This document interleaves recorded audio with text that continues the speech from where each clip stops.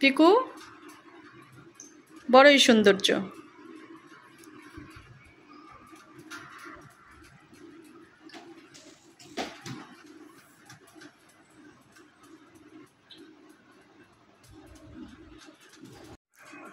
এটা কোনো শুয়ে থাকার জায়গা হইল?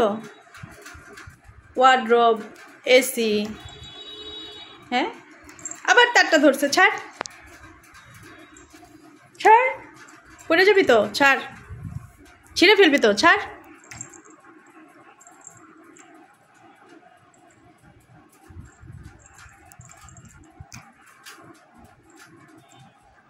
ধরবি না।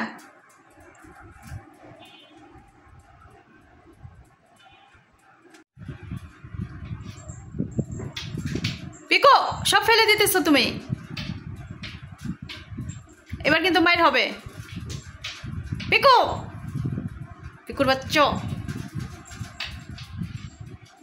এই যে আমি কিন্তু এই যে খুলেই ফেলছো তুমি টান দিয়ে। সরো সরো সরো সরো সরো, নামো নামো, নিচে থাকো, নিচে নামো, নিচে নামো, নামো তুমি। আমার মোবাইলটা ফেলবা একটু পরে, যাও। আবার ধরে, যাও যাও যাও যাও, নামো, নিচে নামো, যাও যাও যাও যাও। আবার হ্যাঁ, নামো নামো নামো নামো নামো নামো, ধরবে না, যাও।